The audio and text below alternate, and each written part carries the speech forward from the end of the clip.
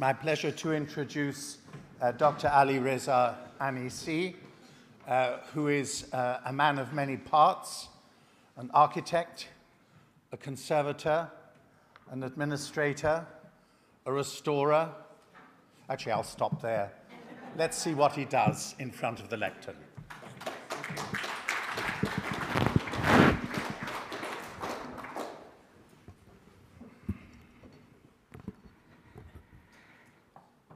Hello, everybody. First of all, I would like to express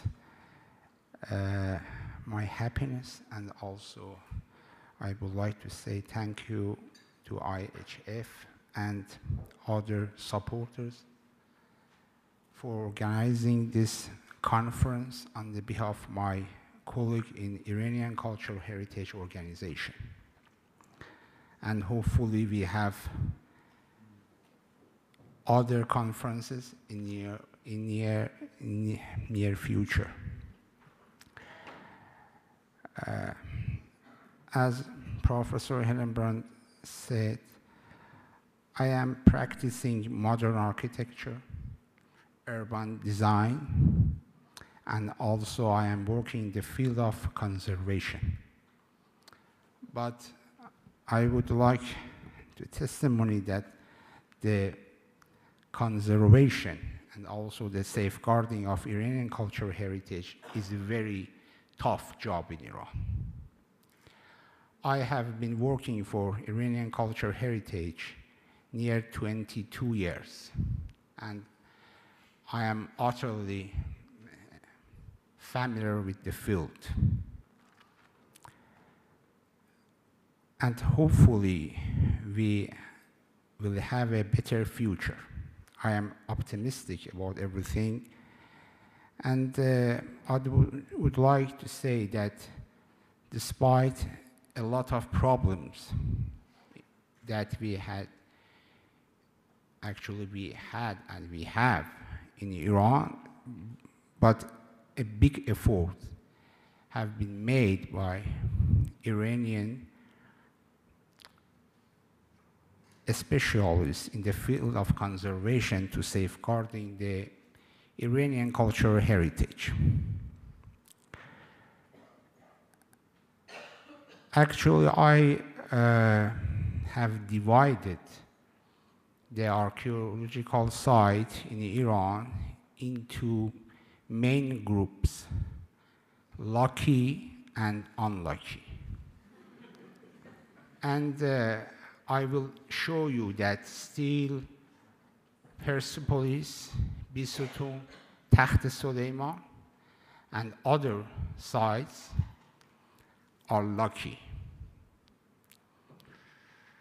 And by contrast of the previous speakers that showed fascinating picture, I am going to show, unfortunately, some unpleasant picture about an important site in Iran.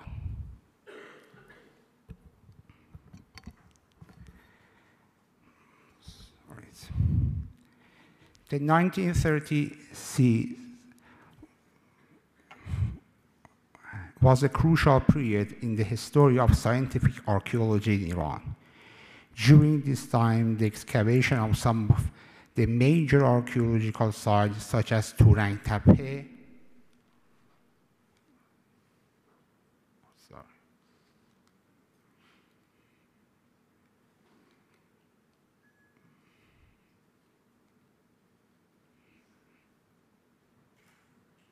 lost the picture, sorry.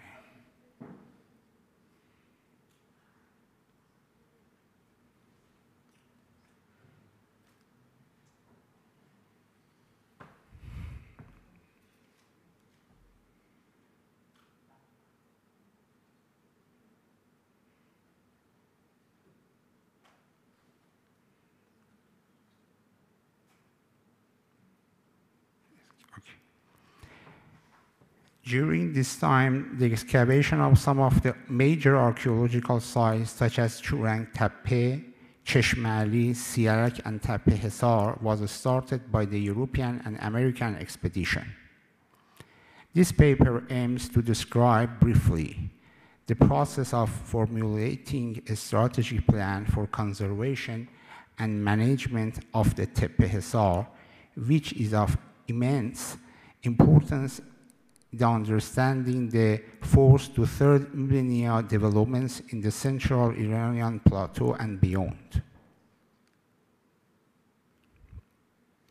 The site is the largest ancient settlement among the contemporary sites along the southern foothills of Alborz mountains from Tehran to Mashhad.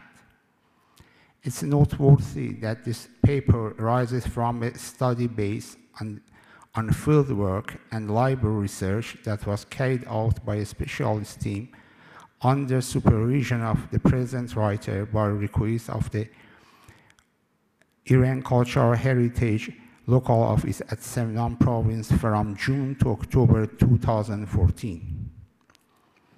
In this study, values-led approach, which is in many ways a response to the recognition of the increasing complexity of heritage, is the key concept for the planning. In addition, strategy planning as an effective medium to directing the project was applied. Oh, sorry. Okay. The study comprises three main parts. First, identifying the site and assessing its values. Second, analyzing the site and evaluating its condition. And finally, a strategy plan for conservation and management. Description of the site. Tepe Hissar is located about 3 kilometers to the southeast of the city of Damghan, which was an important city in the medieval period. Valleys rich in agricultural productions, orchards, and wood lie to the north, and the edge of the Great Desert, or Kavir, is to the south of Damghan.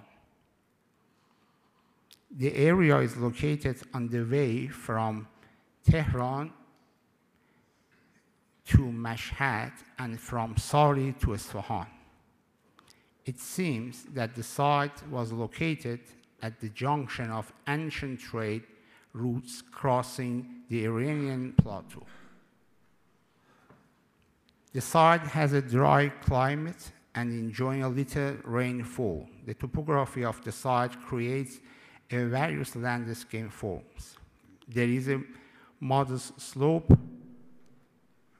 from the north toward the south of the site. The total area of the site is about 59.5 hectares.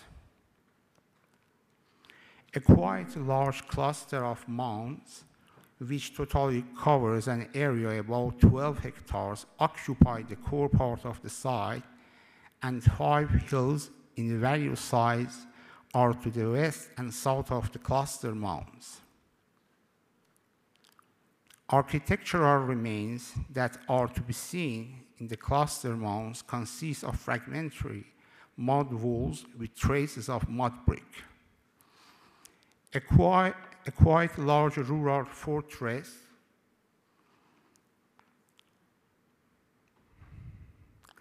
which locally is known as Qal'e Sorgh, literally means red fortress, measured 97 by 99 meters, is to the northeast of the site. This Islamic structure is in mud brick, and the exact date of its construction is unclear. A double railroad line from Tehran to Mashhad passing through the site and divides it into 2 parts. Local agricultural activities are to be seen around the site.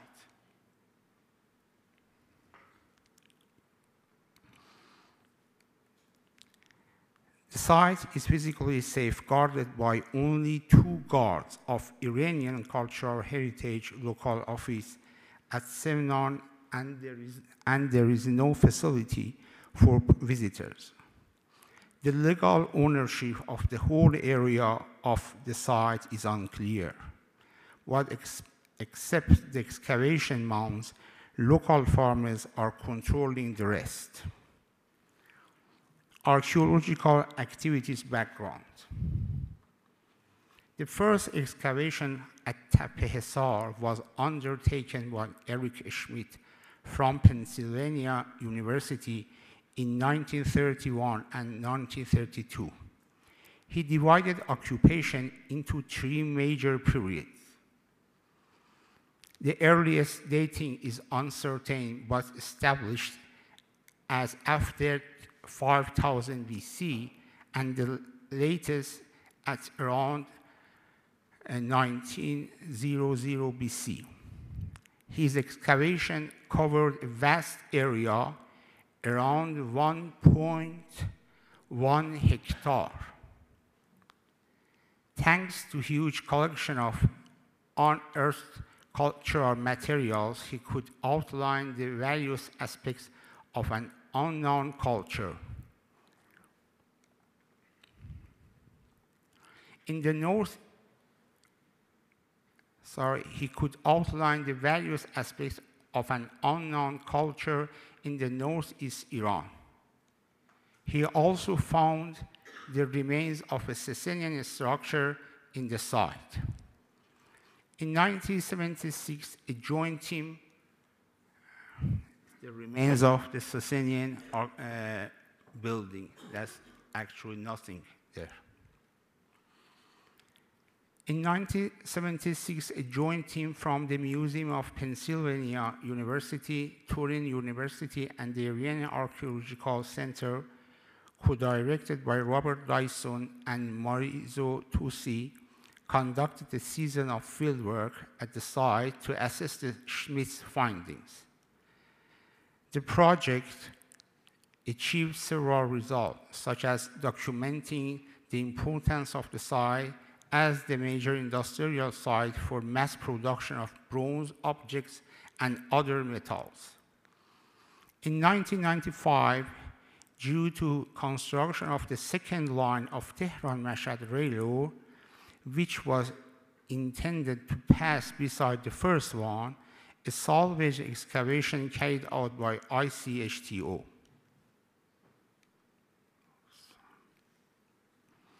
The excavation area confined to a narrow strip measured 250 by 10 meters. The most important result of this excavation was the discovery of clay pieces with cuneiform signs that may suggest that the existence of administrative institution of the site. The Iranian Center for Archaeological Research, with collaboration of Cultural Heritage Local Office at Semnan Province, carried out a delimitation field program to define the actual boundary of the site itself and its immediate surroundings by soundings. In 2006, the survey revealed the existence of Iron Age settlements and the south and west periphery of the site with small-scale industrial activities. At the same time, an updated topographic map of the site was documented by ICHTO local office at Semnan.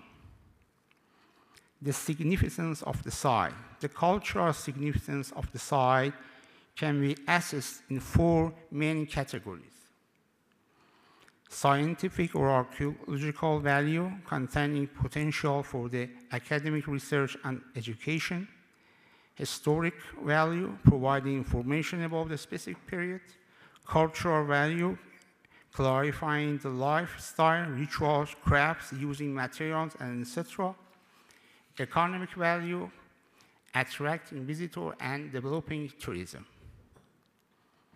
Conserving condition. Despite the importance of the Tepe Hissar is enjoying an unsatisfactory condition at the moment. The site has been abandoned without any conservation plan after its excavation in the 1930s. By 1937, the first railroad from Tehran to Mashhad passed throughout the site and caused a major disturbance, which still remains. The effective effort to receiving legal protection was the site nomination in the Iranian National Properties List in December 1976. This act succeeded in somehow to prevent local agricultural activities to encroach on the site area. However, hitherto, the site did not receive any conservation action to protect it against erosion and deterioration. It is noteworthy, in spite of devastation, the site generally has still retained its authenticity and integrity. Cause of disturbance. Tepe Hissar has been disturbed by several different factors over the time. The main causes of disturbance are lack of physical and technical protection, illegal excavation, local farmers' encroachment, passing the railroad through the site, seasonal rainfall and high-speed winds, animal and insect nesting and eating,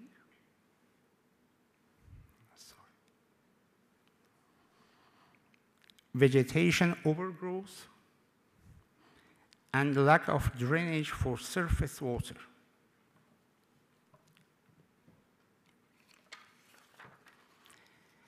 Analyzing the site to identify the key internal and external factors and evaluating the condition of the site, a SWOT matrix was applied.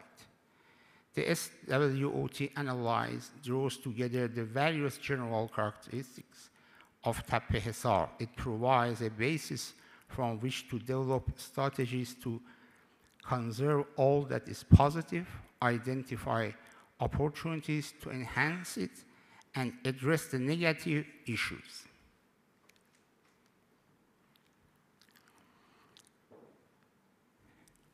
Strengths: scientific and archaeological of high potential, availability of infrastructure in the site, existing trenches and architectural remains, locating in a rural area and isolated from urban growth, easy access to Damghan city and urban facilities.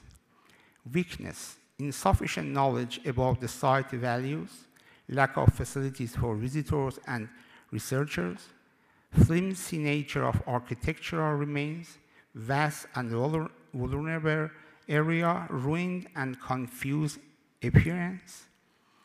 Opportunities: new archaeological and scientific researchers, participation of local community for providing visitor services, experienced expert for conservation earthen structure, engaging local people for protecting the site, curiosity of young generation on cultural heritage. Threats: abandoning archaeological findings without protection, shortage of financial sources, acceleration of damage and erosion, development of the surrounding agricultural activities, unfamiliarity of public with the site and its values.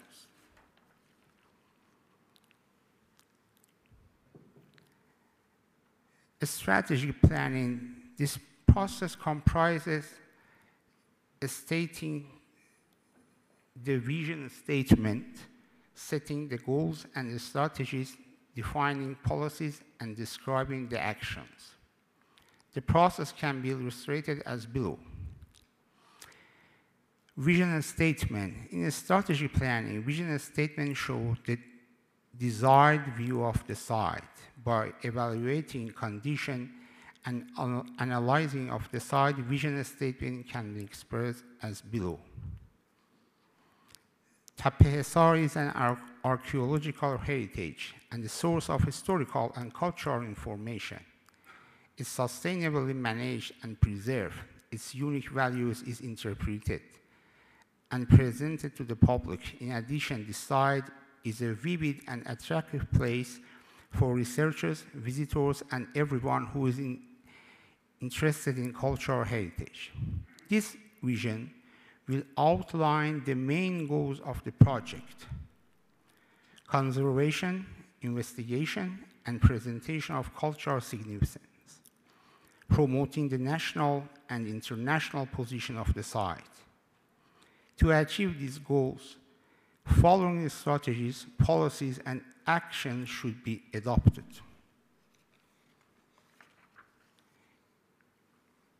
Encouraging the scientific and archaeological investigations, interpretation and presentation of the site value, improving the conserving condition, preserving the authenticity and integrity.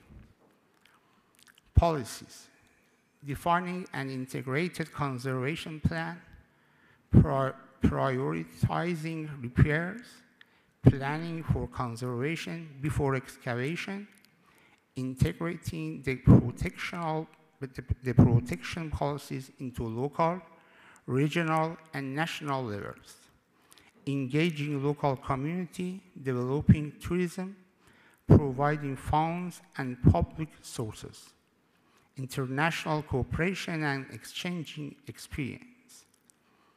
Action: the main action for investigation, conservation, management, safeguarding, and visitor management in short term, medium term, and long term are highlighted in the following tables.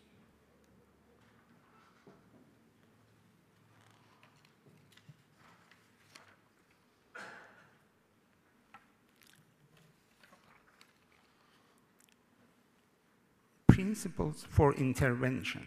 To achieve an ethical process for conserving the site, 4 main principles should be observed: respect for the significance of the fabric of the site, minimum intervention in the fabric of the site, reversibility of treatment, full documentation of all action taken. In addition, any activity in the site should be conducted following the approval of the Iranian Cultural Heritage Organization. Implementation. In the first step, to apply the result of this study, the conservation of the entrance of Red Fortress has recently started.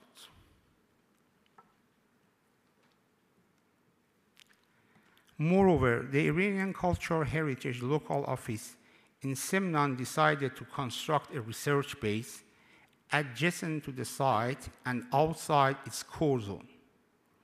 The building was designed by the present writer. The design concept was inspired from the scheme of a Sasanian structure which was excavated by Schmidt in Tepe Hissar in 1931. The Sasanian plan consists of a rectangular columned divan that leads to a square space. The new building of the base comprises central courtyard as a symbol of Iranian architecture and a rectangular passing through colonnade. This modern structure possesses various spaces which respond to basic site requirements. The columns of colonnade were designed of alternate courses of baked brick set horizontally and vertically in alternation. This type has been deliberately chosen to memorize the Sasanian type. To harmonize with the setting, the exterior facade of the building will be covered with a combination of mud and straw or kahgel. The construction of this base has been recently started, and hopefully will be finished soon. Thank you.